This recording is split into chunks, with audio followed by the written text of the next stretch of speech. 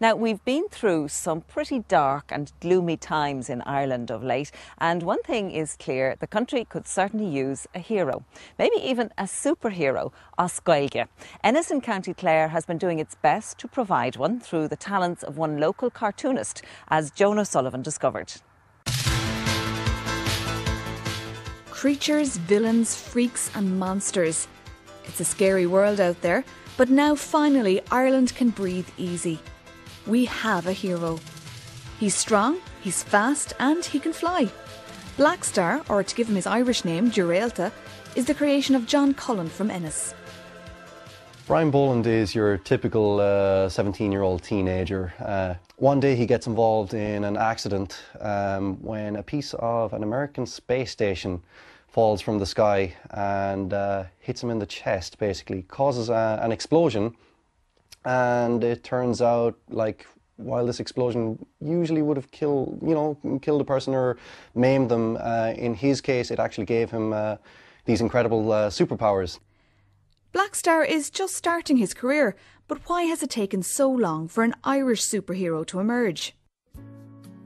Comics in Ireland, unfortunately, they're not as successful as I really wish they would be. And you see in other countries like America, England, mainland Europe, like, comics are huge. Whereas here, they're very much a niche kind of interest. I grew up with comics like the Beano, the Dandy, etc., etc. And as time went on, I read like some 2000 AD, that's the British science fiction comic magazine.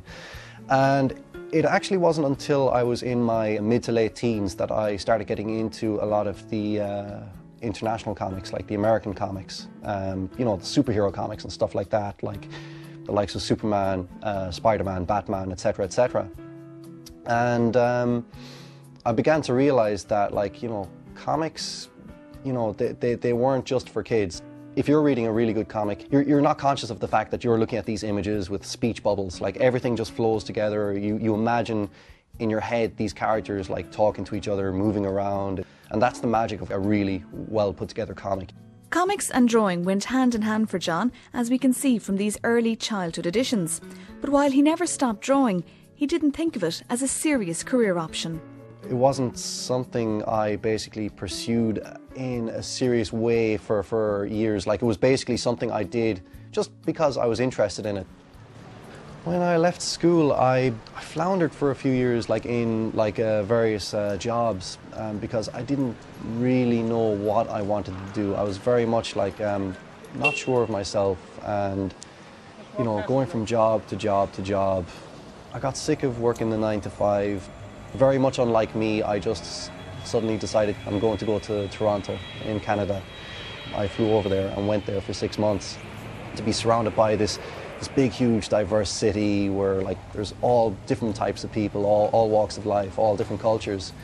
And to be surrounded by that, and to be surrounded by other people who do art, it very much affected me, and my art was very much helped by that as a result. And I realized then that I need to get paid for this, because it is what I love, and hey, I'd love to do this for the rest of my life.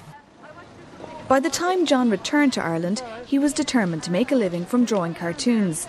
Not an easy task given Ireland's tiny comic book scene. But he received help from fellow Ennisman Aidan Courtney. He was the guy who got in all these different comics, sometimes your typical comics, but then there'd be these weird and wonderful comics that you wouldn't often see in other places. And he basically made almost a mecca for people who wanted to buy comic books in this small bookstore in Ennis. He decided that he wanted to put together a compilation comic that was, for the most part, Irish talent. RíRá is a magazine like the Dandy or Beano, but we were trying to do it through Irish.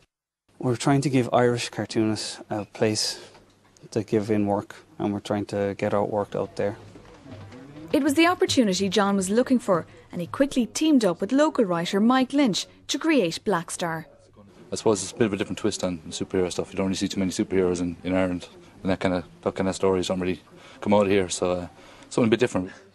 The Irish language aspect is quite important because it's like very entertaining for kids, but it also has a certain like amount of education to it too. The great thing about a comic is that like even if you don't understand the words on the page, if the comic is well drawn, you will begin to get some like inkling of what's going on in the actual text once you put the text and images together. RíRá is already being sold around the world, but those involved hope that schools here will become their main customers. We want to introduce Irish kids to Irish comics and make them, have them realise that there are Irish people who actually create comics. It's not just an American or a European thing. If we could introduce a whole new generation of creative people, little kids who do a lot of drawing themselves, like if they saw this is an Irish comic, perhaps I could do my own Irish comic. That would be absolutely fantastic. And we would no doubt have a whole slew of Irish superheroes to admire and enjoy. But does John think that he can really survive as a cartoonist in the west of Ireland? The great thing about the age we live in is the internet. The internet is such a fantastic tool because you could be out in the middle of nowhere, but once you have the internet, you have access to the entire world. I basically just want to make a decent living for myself doing what I love. If I became rich and famous as a result of that, lovely. If I don't, sure, I'm fine with that. A superhero